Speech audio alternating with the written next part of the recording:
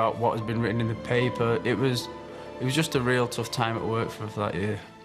This season, she's finally put her troubles behind her and has been voted the most popular judge on the programme. This year with Dannii, I'm not quite sure why everybody has just cottoned on to something that I knew all along. And I find it really annoying when everybody's like, wow, Dannii this year, isn't she brilliant? I'm like, she always was, you know. I think it's nice that she's finally getting the recognition and the credit that she deserves.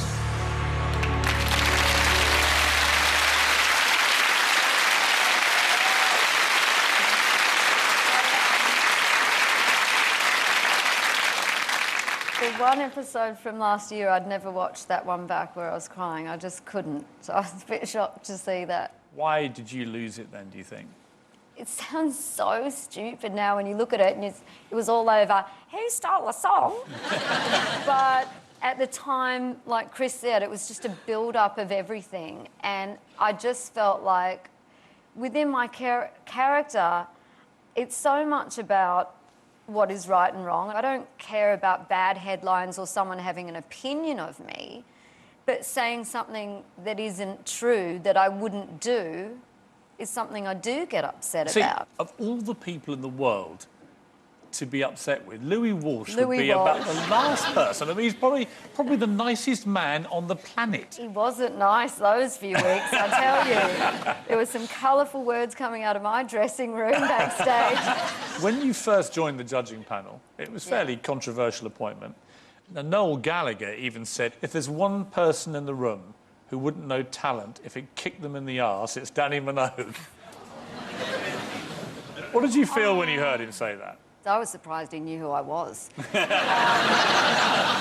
But there are a lot of articles written to say, why does she have the right to be there? And I kind of just said to everyone, I agree with you. I don't know if I can do this, but it's an ace job, and I'll just have a go and see what happens. And if I'm no good, get rid of me. There were, to put it mildly, some tricky moments when you first came on the show, and with Sharon Osbourne in particular. And I interviewed Sharon in this very hot seat.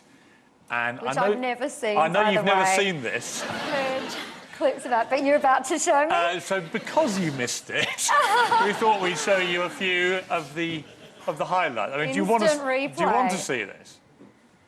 Yeah, go on. OK. Let's clear it up once and for all, because I'm sure everyone here, like me, wants to know. What's the truth about why you left X Factor? I left X Factor because of Danni Minogue. Why? I didn't enjoy working with her at all. What you're saying is it was a very real conflict between you. You really hated each other. See, I didn't hate her because hatred is very close to love. It takes a lot of emotion, and I don't have that time for her. She'd just dismiss her. She's like an insect. She was like an insect, a mosquito. You know when you're on holiday and you keep bloody itching it and you're going, won't it go away?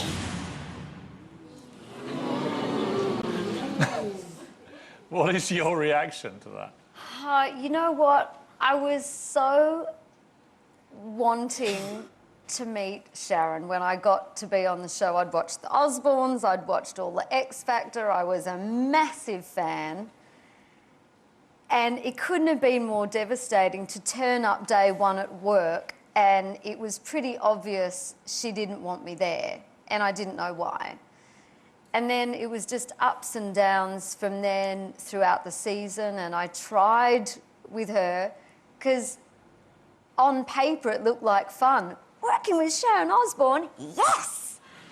In reality, tiptoeing around, it was tough at times, and I hate to think that someone who was the massive star of the show left because of me. The dynamic of the panel completely changed. I mean, Simon was suddenly flirting with you, and you were much younger, and you were pretty, and all the rest of it. I could see why that would unsettle Sharon. I think it unsettled all of them, and I think that was the point.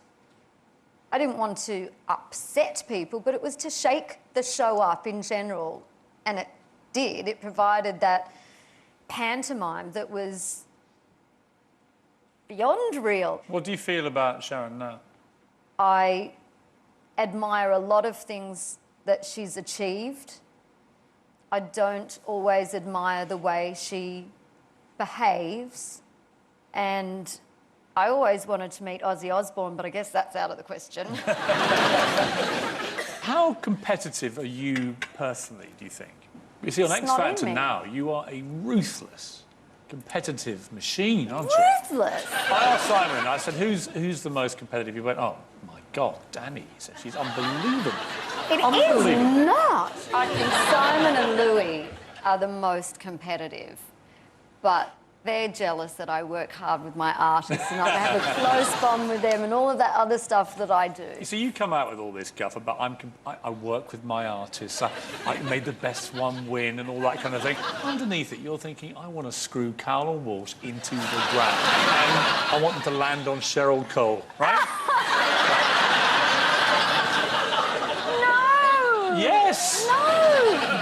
Be honest here, when Cheryl Cole was announced as the new judge, what the press latched onto very quickly must have been what was also a fear of yours, which is Simon up to his old tricks. He brings in this much younger, very pretty pop star, plonks her next to him, that you're getting the Sharon treatment. He's being mischievous again. I think there was some hope or wish that I would turn into Sharon and rip off the eyelashes and the shoes and start swearing and walk out of the studio, but it's just not me. Would you say you're good friends or not really?